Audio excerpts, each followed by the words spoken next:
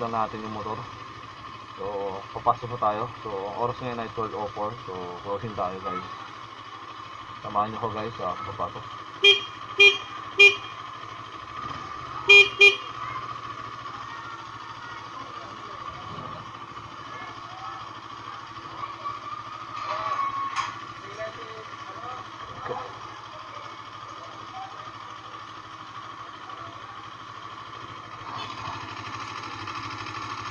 Yun o, narimedyohan na natin yung sira ng ating motor. So may magaling na, ewan ko ba,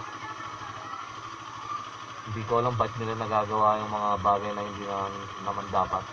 So sa tingin ko dito basta-basta naputol lang, sinadya itong putulin. Yung busina ko kahapon hindi gumagana.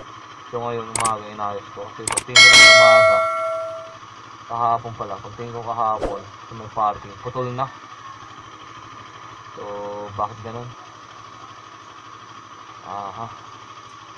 Bahala na ang Diyos sa inyo kung sino man gumawa niyan. O kung tuwang-tuwa ka ngayon, masaya ka ngayon, sunod na araw iyak ka. Alright, ride safe, mainit na.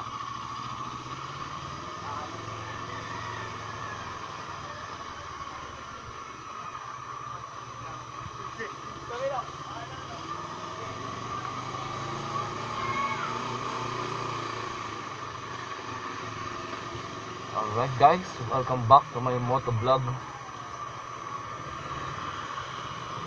So samahan niyo ako guys sa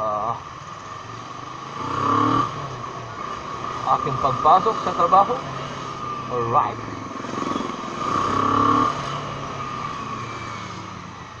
yan guys, shoutout sa pumutol ng aking busina, aking horn.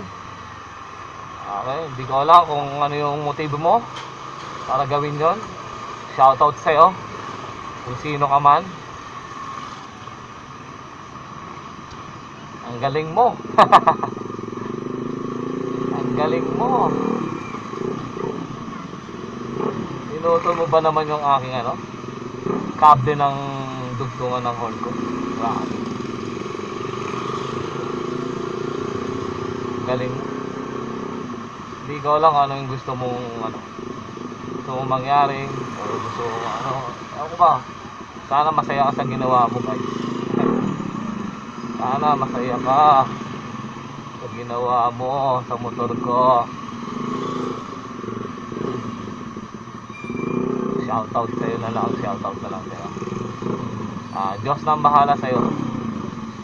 Diyos na, pinapadyos na kita.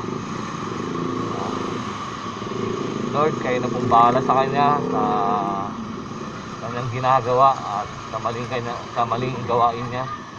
Ituwid niyo po sana siya. Ituwid niyo siya guys. Ituwid niyo siya Lord. Parimay doon sa kanya na mali po yung kanyang ginagawa sa ibang tao. Diba? Yun lang guys. Yun lang po Lord. Kayo na pong bahala sa kanya. Sana malinawan siya sa kanyang ginagawa, makonsensya siya. Ewan natin kung may konsensya siya o wala. Basta tayo, trabaho lang, walang personalan. Alright, so yan, tama na ang drama.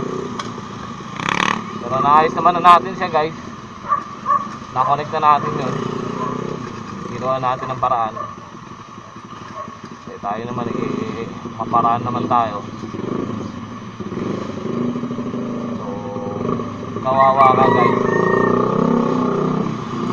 Kawawa yung gumawa sa akin yun. Hindi lang yung masasabi ko guys. Kawawa yung gumawa sa akin. Ngayon ang motor niya no.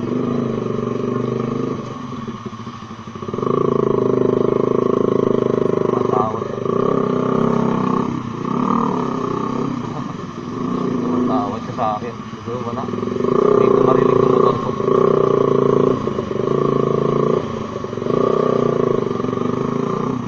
S. Oo. 400 S din pala.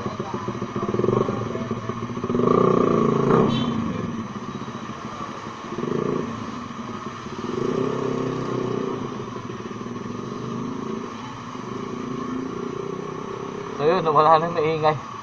Basta pinapadjust ko na lang yung gumawa nun. Kasi hingin ang motor ni Kuya, hindi ko napapansin salta ako ng salita. So, yun nga. Ang galing. Basta ang galing masabi sa ano. Sana matuwa ka sa ginawa mo. Diyos na ang bahala sa'yo, brother. Sa trabaho lang, walang personalan, yun lang yung masasabi ko sa inyo guys.